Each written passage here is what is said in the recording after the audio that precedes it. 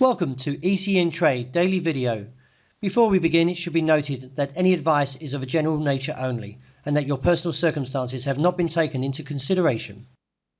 Hello everyone, my name is Rob Clayton and thank you for joining me.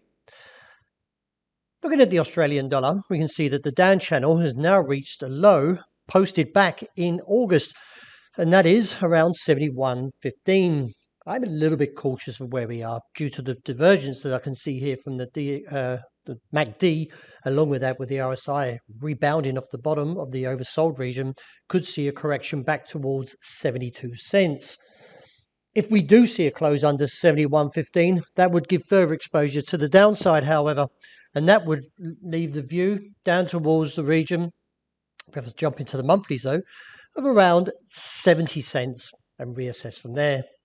Looking at the euro, the bullish divergence has kicked in as the US dollar, which measures the greenback strength against a basket of 6 major currencies, slips away from the 16-month high. In light of the pattern, we need to see further continuation to this pattern, and if long as we don't close underneath this halfway of this candle around 112.60, then I'd say that we're looking up towards 113.15.25 area and reassess.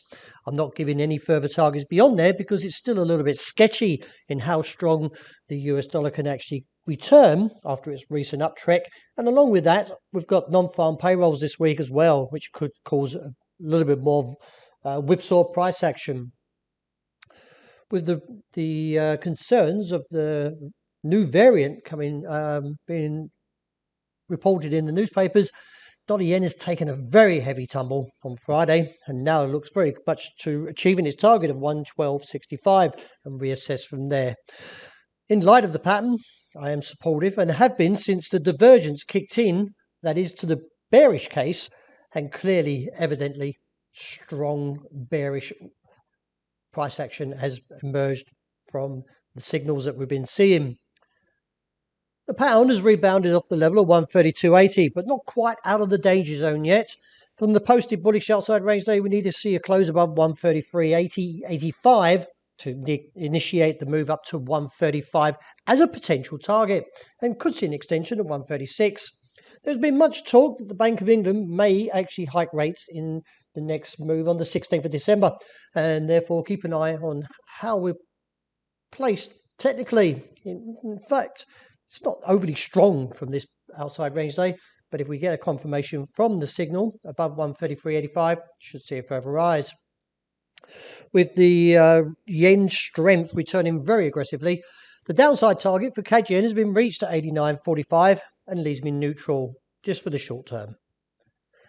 A rejection from 1,815 on Friday has now seen further risk that we could see a drop back towards the bottom side of the range for this week at 1,757 to 64, well highlighted in blue, and reassess.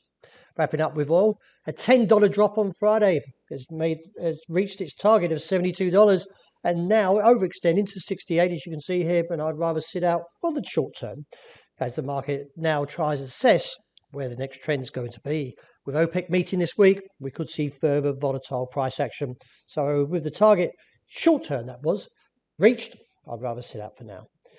Well, that wraps it for today. Thank you very much for joining me. And as always, look out for the Insta report and hope you enjoy the great start to the new week.